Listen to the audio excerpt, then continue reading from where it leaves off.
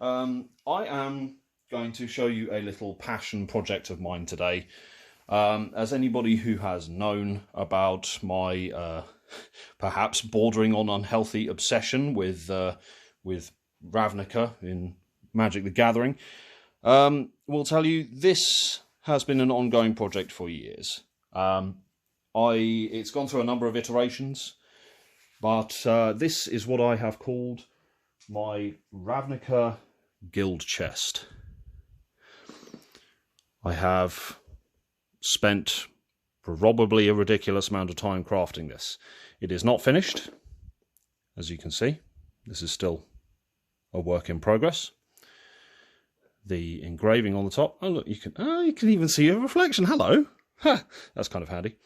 You can see the reflection there contains all 10 of the guild symbols. The engraving on this brass plate was done by a friend of mine through his business, and I think it gives it real character. We have a sort of set aesthetic where I've gone for a bare wood, which will be revarnished to give it a simple coat over there. The guild symbols will go underneath these.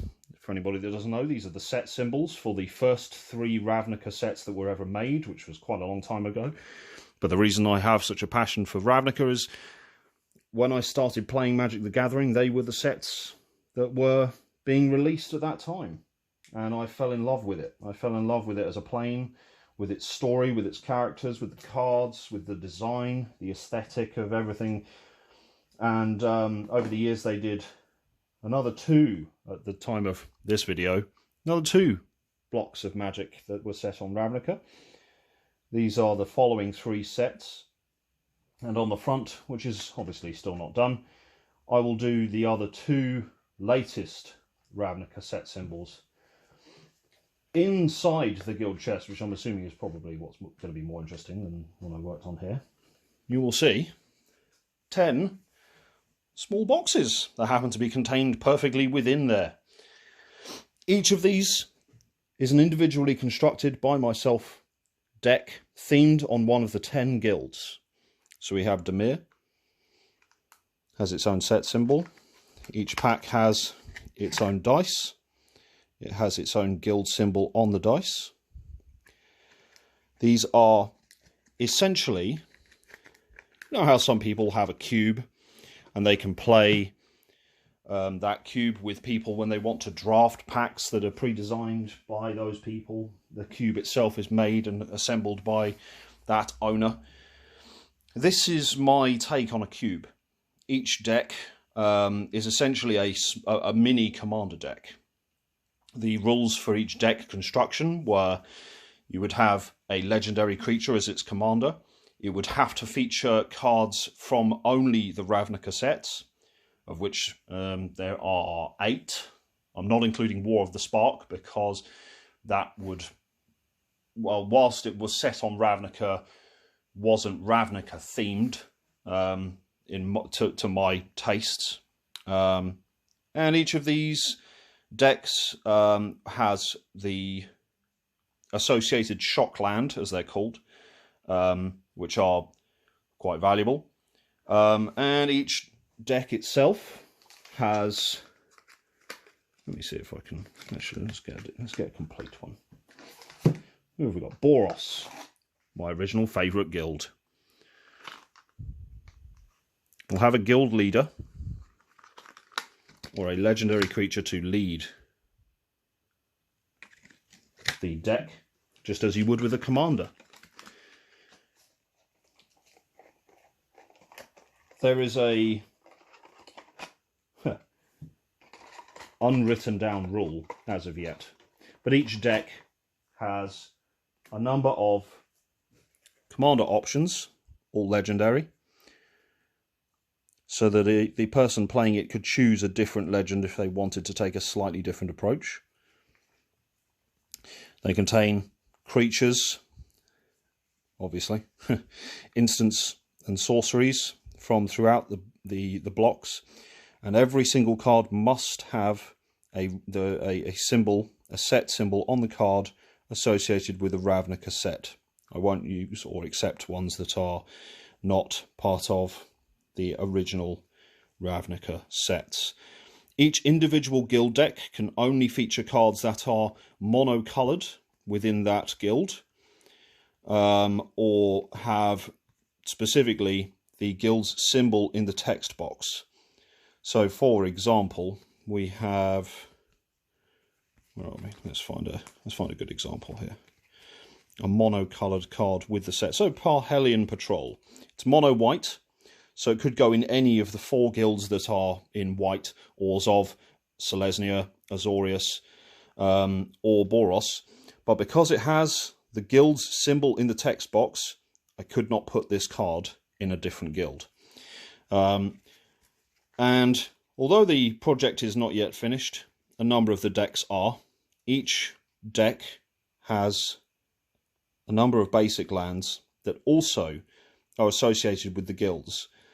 But the way I am assembling them is each deck will have one card from the, for example in Boros, one basic planes from Azorius, from Orzhov, from Selesnya, and 2 from Boros, and then artworks that I choose and like, because you get a feeling for what the other guilds are. Ravnica as a plane is essentially a city that covers an entire world. And I'm quite close to finishing now. There are a number of the guilds which are not yet done, because I am simply missing some basic lands to complete them. But I hope at some point to be able to crack this out with my friends. The deck furthest away from completion, sadly, is actually the Simic deck, which is a really good one, if I do say so myself. That's the dice. I was a little bit sad that they didn't put the numbers in blue, but here's the set symbol. I wonder if I could paint it. I suppose I could paint it. Do a little bit home crafting. It's not like everything else on here isn't home crafted. So as you can see, we've got the 2 Simic sort of forests, the Selesnyan forest and the Gruul forest, but we are missing the Golgari forest. In the islands, we have Izzet and Azorius, but we are missing the Dimir and the 2 Simic. We are also missing the commander choice of my personal preference, which would be Prime Speaker Zagana. I can't seem to get hold of her. She's not a particularly rare card, but it's just difficult to find with the correct guild symbol on her. Oh yes, and yeah, this deck was also going to receive a tweak because she's the only commander option I have in the deck at present, but that would be changed to offer a variety of options.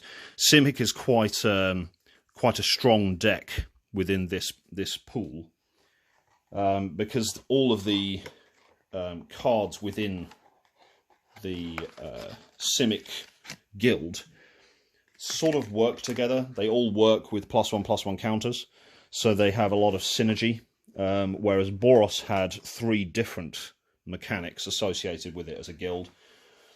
The mechanics do work together. They are largely combat related, but they are also completely separate to each other, whereas Simic's +1/+1 counters, they feature on almost every card that you could name within the Simic school.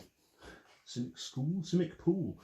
And then we've got the selected tokens that are needed. At the moment, I think I'm missing only a couple that I might need. And within the lid, this is currently spray painted white wood to disguise the original pattern that featured there. This is a converted cigar box, and whilst it does the job perfectly, it fits every single pack within here comfortably, and this little slot that I built at the back to contain the tokens works very nicely. It's a little bit rough, so I'm planning on getting some material and putting a fabric dressing in there to make it a little bit less coarse. Well, thank you for joining me. This is a real ongoing project, and I'm really keen to get it to a table at some point.